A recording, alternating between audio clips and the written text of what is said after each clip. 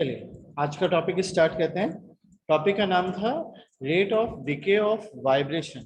मतलब time with respect to time हमारा vibration कैसे धीरे धीरे कम होते जाता है, उसके बारे में हमें पढ़ना है।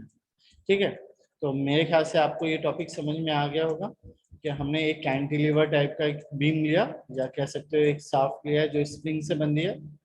मतलब वन इन जो है स्प्रिंग का वो फिक्स किया हुआ है, दूसरे इन पे हमने एक मास लगा दिया जिसकी वेट m kg है। अब ये जब मैंने हैंग किया तो ये अपने मीन पोजीशन पे आ गए।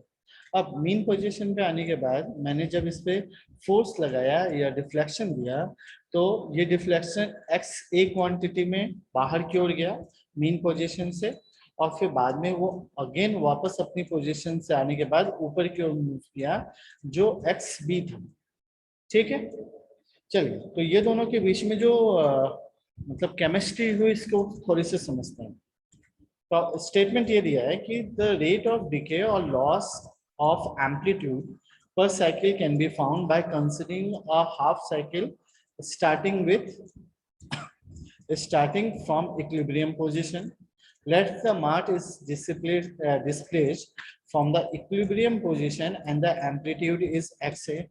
So at the extreme position, right position, the velocity of mass is zero. मतलब आपने ऑब्जर्व किया होगा कि एक पोजीशन आ जाने के बाद वो क्या होता है, एक मतलब क्या बोलते हैं, बहुत ही कम समय के लिए वो रुक जाता है, इसलिए वहां पे वेलोसिटी जो है हमने जीरो बताई है। And the total energy of the system is due to strain energy. तो हमें पता है कि strain energy of the spring क्या हो गया, तो 1/2 into spring stiffness into displacement का स्क्वायर, मतलब कह सकते हो हाफ mv² के जैसा। ठीक है, याद करने के लिए आप उसको याद करो। Now the mass start move towards the equilibrium position and cross it because of the inertia and finally reach the extreme left position. And but due to the friction, the amplitude of vibration decreases. It is not same as a xa. Let us consider it is xb, which is less than that of xa.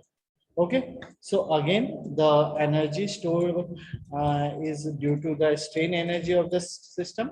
तो वो क्या होता है, तो 1/2 into के into x B square. अब अगर मेरे को टोटल एनर्जी लॉस निकालना होगा तो delta U is equal to U A minus U B. अच्छा, यू ए और यू बी को जब मैं मतलब माइनस कराऊंगा तो यहाँ पे आएगा ए स्क्वायर माइनस बी स्क्वायर। तो मैं क्या करूंगा, फॉर्मूला में चेंज करूंगा ए माइनस बी और A plus B. And ultimately work done क्या होता है, तो फोर्स इनटू डिस्प्लेसमेंट।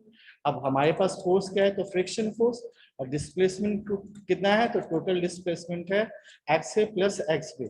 तो अगर मैं इक्वेशन नंबर 3 और इक्वेशन नंबर 4 को एक दूसरे से इक्वेट करूं तो जितनी एनर्जी लॉस हुई है वो और जितना वर्क डन वो मतलब से लॉस हुआ है वो दोनों सेम होंगे। तो मैंने यहाँ लिखा loss of energy is equal to loss work done against friction. तो delta U is equal to W.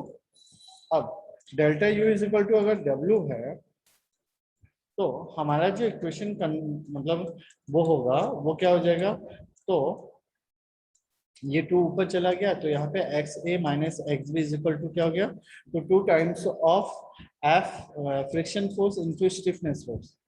ठीक है, so it means the loss of amplitude in half cycle is क्या, तो 2 times of friction force upon k, hence the loss of amplitude for the cycle, a complete cycle।